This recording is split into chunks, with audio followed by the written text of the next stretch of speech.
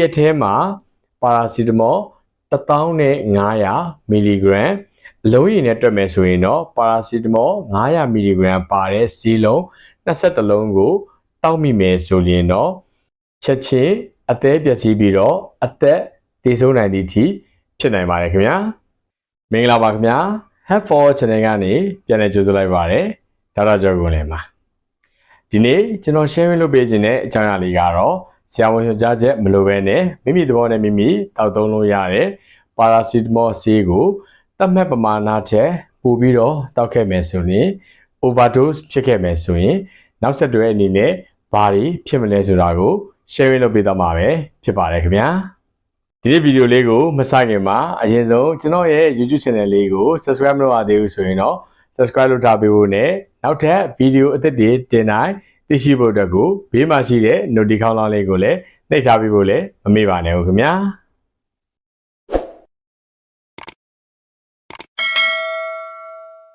โอเคကျွန်တော်ဒီနေ့ဗီဒီယိုလေးမှာပါရာစီတမောဆေးဟာဘယ်လိုလက္ခဏာတွေမှာအသုံးပြုသလဲပါရာစီတမောဆေးကိုတရက်လျင်ဘယ်လောက်ထိတောက်သုံးလို့ရတယ်လဲဘယ်လိုတွေမှာသတိထားပြီးတော့သုံးသင့်တယ်လဲဆေးကိုကြာရှည်စွာဆွဲပြီးတော့တောက်တဲ့အခါမှာဘယ်လိုမျိုးနောက်ဆက်တွဲဆိုးကျိုးတွေခံစားရမလဲပါရာစီတမောဆေးကိုသတ်မှတ်ပမာဏထက်ပိုမိုပြီးတော့တောက်သုံးခဲ့မယ်ဆိုရင်ဆေး overdose ဖြစ်ခဲ့မယ်ဆိုရင်ဘယ်လိုနောက်ဆက်တွဲဆိုးကျိုးတွေခံစားရမလဲဆိုတာကိုဆက်လက်ပြီးတော့ပြပြပေးသွားပါမယ်ဖြစ်ပါတယ်ခင်ဗျာပါရာစီတမောဆေးကိုကျွန်တော်တို့ကဖျားနာတဲ့အခါမှာရဲ့နောက်အပျော်စားနဲ့တာမန်အလက်စားကြိုက်ခဲနာကျင်တဲ့ဝေဒနာကိုခံစားရတဲ့အခါမှာအသုံးပြုပါတယ်ခင်ဗျာဥပမာအဖြစ်ခေါင်းကိုက်ခြင်းသွားကိုက်ခြင်းကိုယ်လက်နာကျင်ကြိုက်ခဲခြင်းခါးကိုက်ခြင်းကြွက်သားတွေတောင့်တင်းခြင်းအမျိုးသမီးတွေမှာဆိုရင်ရာသီလာခြင်းကြိုက်ခဲခြင်းစတဲ့လက္ခဏာတွေမှာဆိုရင်တော့ပါရာစီတမောကိုအသုံးပြုပါတယ်ခင်ဗျာဟုတ်ပြီကျွန်တော်တို့ပါရာစီတမောကိုတစ်ရက်မှာဘယ်လောက်ထိတောက်သုံးလို့ရသလဲဆိုရင်တော့အသက်တစ်လကနေ12နှစ်အထိဆိုရင်တော့အဲဒီတစ်ရက်လျင်15 mg per kg နဲ့တွက်ပြီးတော့တိုက်ပါတယ်ခင်ဗျာအသက်12နှစ်နဲ့အထက်နဲ့ရွေးရောက်ပြီးတဲ့သူတွေမှာဆိုရင်တော့တစ်ရက်လျင်4 gram အထိကိုတောက်လို့ရပါတယ်ခင်ဗျာ4 gram ကိုတော့တောက်တဲ့အခါမှာတစ်ခါတောက်ရင်1 gram ပါရာစီတမော500 mg ဆိုရင်တော့နှလုံးပေါ့နော်နှလုံးထဲမပိုဘဲနဲ့အချိန်ကတော့4နာရီကနေ6နာရီခြားပြီးတော့တောက်သုံးလို့ရပါတယ်ခင်ဗျာပါရာစီတမောကိုကိုယ်မင်းဆောင်နေစဉ်မှာသုံးနိုင်တယ်လို့နှုတ်တိုက်မိခင်တွေမှာလည်းစိတ်ချလက်ချသုံးနိုင်ပါတယ်ခင်ဗျာဘာဖြစ်လို့လဲဆိုရင်တော့ကိုယ်မင်းဆောင်စဉ်မှာလည်းကလေးစီကိုချက်ကျိုးကနေတဆင့်ရောက်တဲ့ပမာဏကလည်းအရန်နေတယ်လို့မွေးဖွားတဲ့အခါမှာလည်းကလေးကိုအန္တရာယ်ဖြစ်စေနေတာကိုမတွေ့ရှိရပါဘူးခင်ဗျာအဲ့လိုပဲနှုတ်တိုက်မိခင်တွေမှာလည်းကလေးစီကိုနှိုးရည်ကနေတဆင့်ဒီရောက်ပေမဲ့ရောက်တဲ့ပမာဏဟာကလေးကိုလည်းအန္တရာယ်မဖြစ်စေတာဖြစ်တဲ့အတွက်ကြောင့်စိတ်ချလက်ချနဲ့အသုံးပြုနိုင်ပါတယ်ခင်ဗျာဒါပေမဲ့အသေးရောဂါရှိတဲ့သူတွေကြောက်ကက်မကောင်းတဲ့သူတွေအရက်အလွန်ကျွံတောက်တဲ့သူတွေနဲ့အသက်အရွယ်ကြီးတဲ့သူတွေဟာဆိုရင်တော့အထက်ပေါ်ပြပါဆေးရဲ့ပမာဏအတိုင်းတောက်သုံးရန်မသင့်တော်တာဖြစ်တဲ့အတွက်ကြောင့်ဒီလူတွေဟာဆိုရင်ဆရာဝန်ညွှန်ကြားတဲ့ပမာဏအတိုင်းသာလျှင်တောက်သုံးသင့်ပါတယ်ခင်ဗျာဟုတ်ပြီပါရာစီတမောကိုကျွန်တော်တို့အပေါ်မှာပြောခဲ့သလိုပဲအပျော့စားနဲ့အလဲအလက်စားကြိုက်ခဲမှုတွေဖြစ်တဲ့အချိန်မှာ